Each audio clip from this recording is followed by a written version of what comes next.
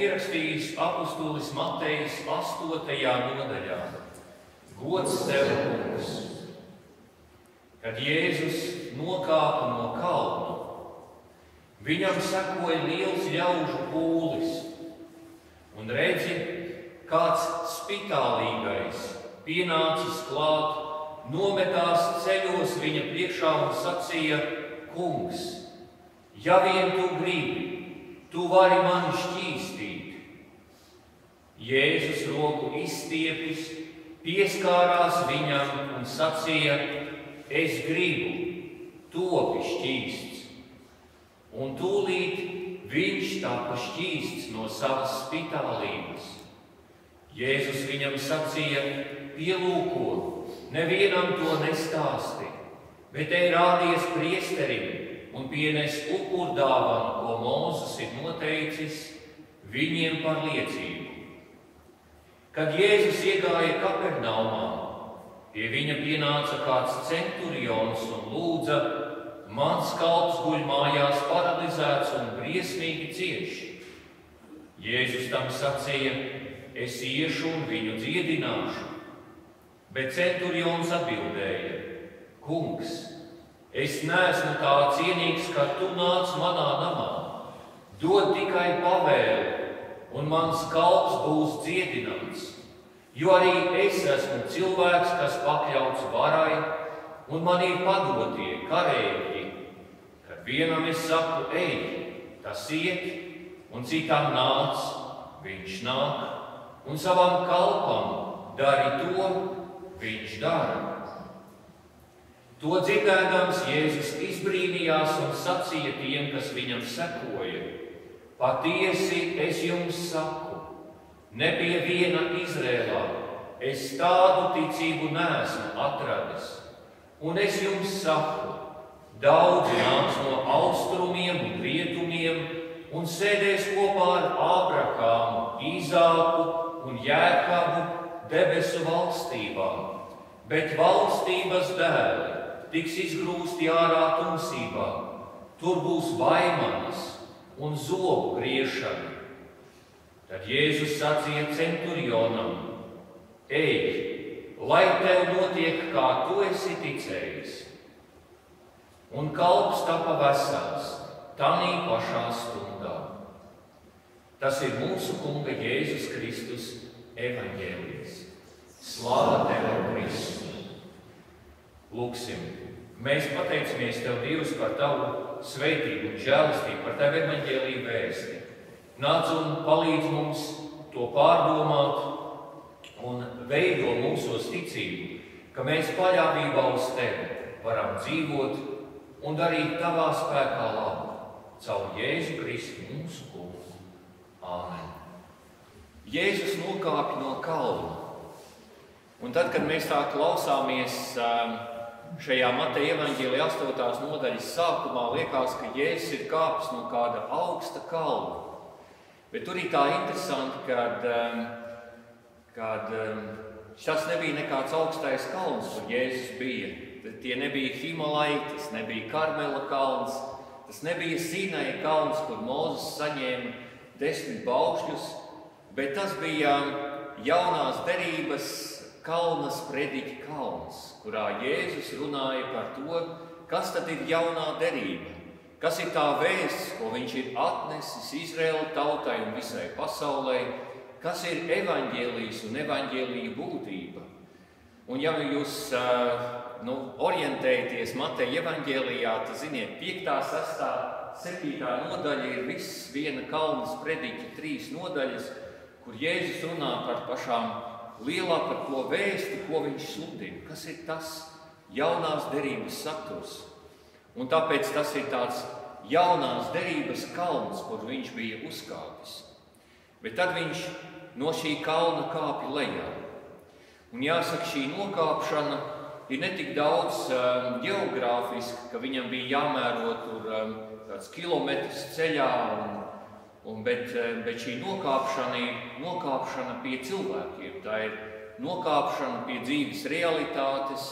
Tā ir distance starp mācību un starp praksi. Tā ir distance starp teoriju un to teorijas pielietojumu. Tā ir distance starp to, kas tiek pateikts, un starp to, kas tiek izdarīts. Un bieži vien ir tā, ka tā distance ir diezgan liela, un mēs citreiz vienu runājam, citu domājam, un vēl citu darām. Bet šeit Jēzus, viņš patiesībā nokāpjot no kalna, viņš tā kā realizē to, ko tad viņš ir mācījis. Un tūlīt viņam tas ir jārealizē. Tur nav tā, ka viņš tagad aiziet atpūsties pēc lielā kalna sprediķa, un pēc tam pie viņa pienāk cilvēku, un tad viņš saka, redziet, tagad es jums rādu. Bet viņam tas ir uzreizi. Viņam uzreizi tas tiek, cilvēki jau viņu gaida. Viņi jau gaida vesels pūlis ar jaudību. Un tā evaņģēlijā mēs bieži vien varam tā lasīt, ka Jēzus, viņš iet no pūļa uz pūļa, un viņam ir tikai jādod un jādod no sevis cilvēkiem. Un tā Jēzus nebaidās nokāpt pie cilvēkiem, tur, kur notiek dzīve. Un būtībā jau visa Jēzus Kristus dzīve ir šī nokāpšana pie cilvēkiem. Viņam Dieva iemiesošanās, tapšana par cilvēku jau ir nokāpšana pie mums. Un viņš nokāpj vēl tālāk. Ne tikai pie cilvēku realitātes viņš nokāpj, lai pats nestu mūsu nastas, lai būtu kopā ar mums. Un Matejs mums atklāja, ka Jēzus nokāpdams sastop divus cilvēkus. Viņš sastop spitālīgo un romiešu virsnieku. Un kaut kā varbūt sākumā tas neliekas īpaši saistīts, bet tur ir tāda laba saikne kopā šim pilnīgi spitālīgiem cilvēkam. Man liekas, Lūkas evaņģēlijā tur pat ir tā rakstīts, ka viņš ir caurēm spitālīgs, tāds, pilnīgi slims cilvēks. Un ja mēs zinām kaut ko, kas tā spitālība īsti ir, tā ir lepras slimība, kas tajā laikā tika uzskatīta pilnīgi neārstējama. Un vēl vairāk, kad ar šo slimību slimie tika izraidīti laukā. Un, ja tā painteresējās, ja tur vēl ir tā teikts, ka viņi tika jau uzskatīti jau par mirušiem cilvēkiem, ka patiesībā viņi jau ne tikai viņi vairs nepiederēja pie sociuma, pie sabiedrības, bet viņi jau tika uzskatīti par tādiem dzīviem miroņiem. Un vienīgais, no kā viņi pārtika, no labu cilvēku žēlastības dāvanām, vai pat vispār dzīvoja visu laiku uz bada robežas.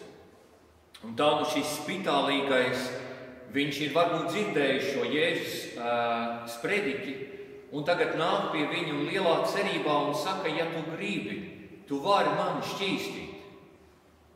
Un šie spitālīgie vārdi varētu viņus tulkot divējādi. Pirmais ir, kad ja tu gribi, tu vari mani šķīstīt, tu to vari izdarīt. Un bieži vien cilvēki, kas nāk un meklē Dievu, viņi tā kā paši īsti tā kā nē, bet viņi tā kā ļauj, Dievs, tu vari mani, bet es tur neko tā daudz tā kā nevaru, es īsti nezinu, cik es daudz tev ticu, bet ja tu gribi, tu vari mani šķīstīt. Un tas otrs, kā mēs varam saprast šos vārdus, varam saprast caur šo pavisam ļoti dziļo un spēcīgo ticību un paļāvību uz Dievu. Dievs, visa mana dzīve ir tavās rokās. Es esmu pilnīgi tavās rokās.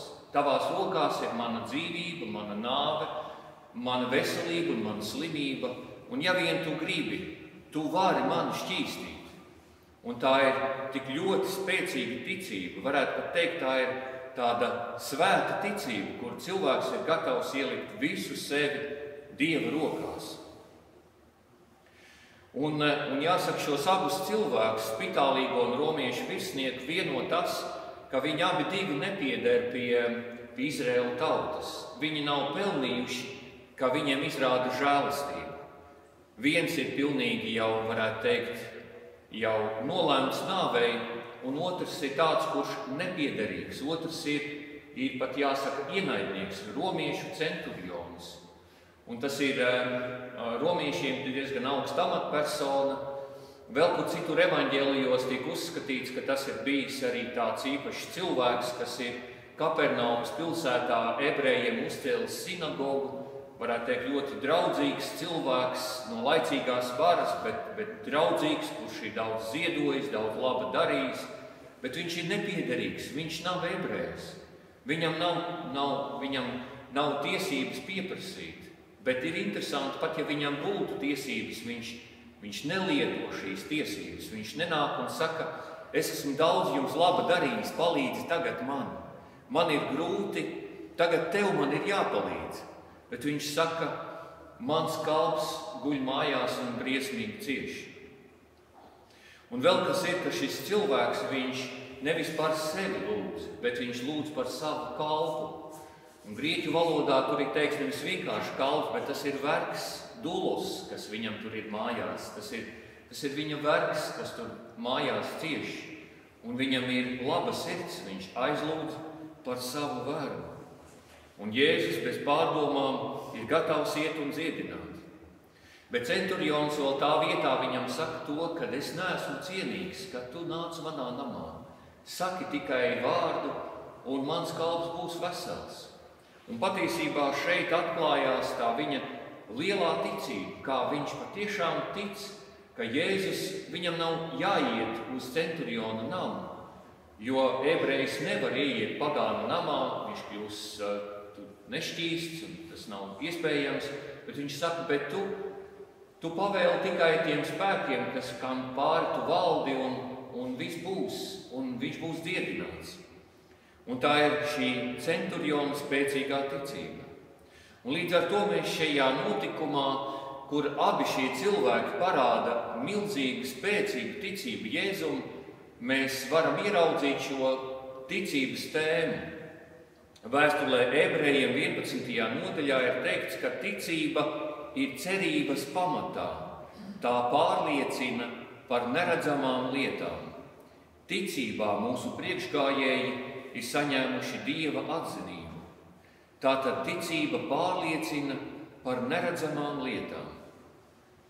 Evaņģēlijos lasāmie notikumi liecina, ka ticība ir cilvēka pārliecība par Dievu, par Kristu, par notiekošo tagadnē, cerība un paļāvība uz notiekošo nākotnē, paļāvība, ka Dievs mūs sargās, vadīs un viss būs labi, jo mēs esam kopā ar Dievu.